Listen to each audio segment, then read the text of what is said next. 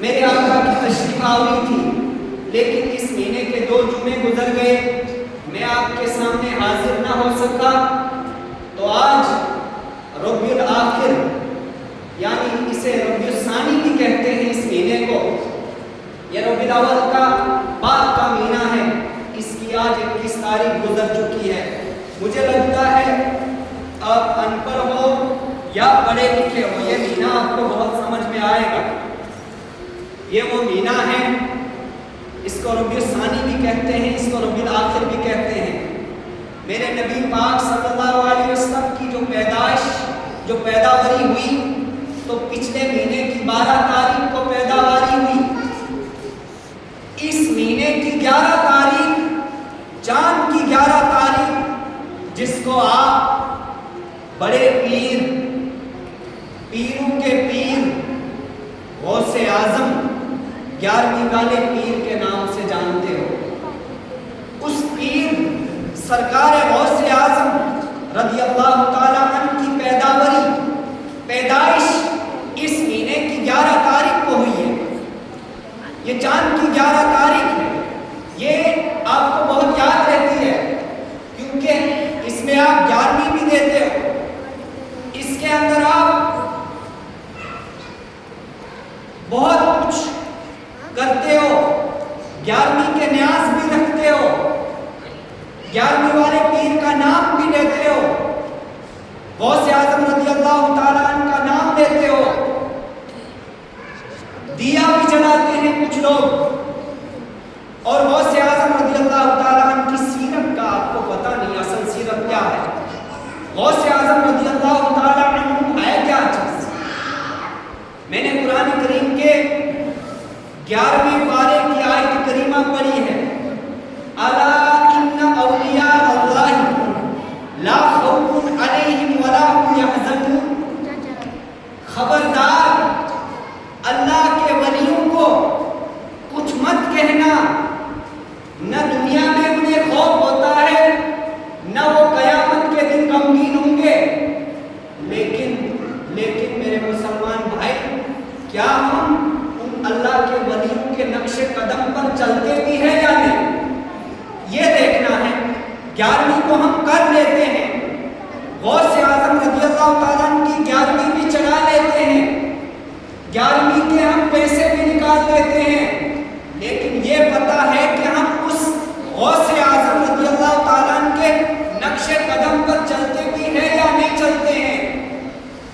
اللہ کے قرآن میں الف کی الحمد سے لے کر والناس کی سین تک اللہ تبارک و تعالیٰ نے 6666 آیت کریمہ نازل فرمائی ہے۔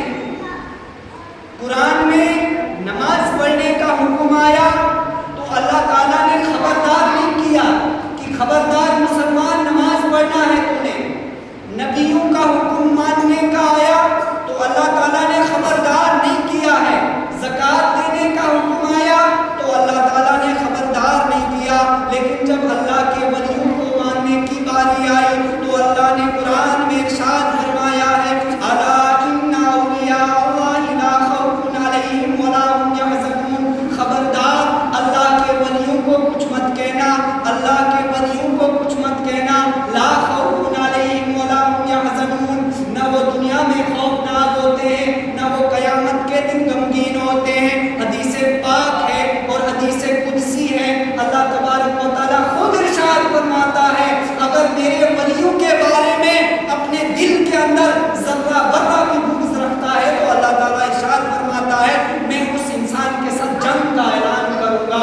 تو کون مسلمان ہے جو اللہ کے ولیوں، جو اللہ سے جنگ کرنا چاہے؟ تو اللہ کے ساتھ کوئی جنگ نہیں کر سکتا ہے۔ یہ اللہ کے ولی بڑے ہی متقی اور بڑے ہی پرہیزگار ہوتے ہیں۔ تو آپ بتائیے، آپ 11ویں بھی نکالتے ہیں، آپ 11ویں کا نیاز بھی نکالتے ہیں، آپ دیا بھی جلاتے ہیں، لیکن اس غوث اعظم رضی اللہ تعالیٰ عنہ کی حقیقت کو میں آج بیان کروں گا۔ آخر یہ بیٹا کس کا تھا، اس کی ماں کیسی تھی، اس کا باپ کیسا تھا، تو یہ غوث اعظم کیسے بنے ہیں؟ یہ غوث اعظم رضی اللہ تعالیٰ عنہ یہ تمام دنیا کے اندر جس طرح میرے اور آپ کے نبی کریم صلی اللہ علیہ وسلم ہے نا تو وہ 1,24,000 نبیوں کے سردار ہیں. اسی طرح تمام دنیا کے اندر جتنے بھی اللہ کے ولی ہیں اور جتنے بھی مزارات میں ہیں، جتنے بھی کل قیامت تک ولی آتے رہیں گے، یہ غوث اعظم بڑے پیر 11ویں والے تمام ولیوں کے سردار ہیں، تمام ولیوں کے سردار ہیں، تمام اولیاء کے سردار ہیں، تمام پیروں کے سردار ہیں. لیکن یہ غوث اعظم کیا ہے؟ یہ غوث اعظم غریبوں سے پیار کرتے تھے، یتیموں سے پیار کرتے تھے، ضعیفوں سے پیار کرتے تھے. جو ان کو نظر و نیاز پیش کرتا تھا اس کی بڑی قدر کرتے تھے، عزت کرتے تھے، نظر اور نیاز پیش کرتے تھے. اور غوث اعظم رضی اللہ تعالیٰ عنہ نے اپنی جس کتاب میں نقل فرمایا ہے، غوث اعظم رضی اللہ تعالیٰ عنہ کے ماننے والوں، 11ویں کو ماننے والوں، غوث اعظم نے 40 سال تک عشاء کی نماز سے کے وضو سے لے کر فجر کی نماز کبھی قضا نہیں ہوئی ایک وضو سے. آپ بتاؤ ہماری کتنی نمازیں ہوتی ہیں؟ عشاء کی وضو سے فجر کی نماز پڑھی ہے 40 سال تک بنا ناگا. ہم کیا ان کے نقش قدم پر چلتے ہیں؟ ہم تو 11ویں مان لیتے ہیں، ہم تو ولیوں کو مان لیتے ہیں، لیکن ولیوں کی نمازیں نہیں کبھی قضا ہوئی ہے. ولیوں کے دل ایسے دل تھے، ولیوں کے چہرے ایسے چہرے تھے جو چہرے غیر مسلم دیکھا کرتے تھے تو اسلام قبول کر دیتے تھے.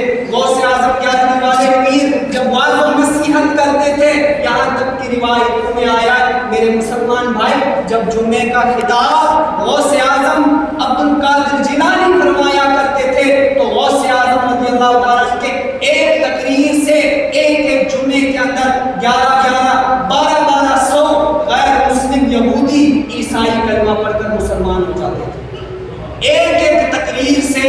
تو کیا ہم غوث اعظم کے نقش قدم پر چلتے ہیں؟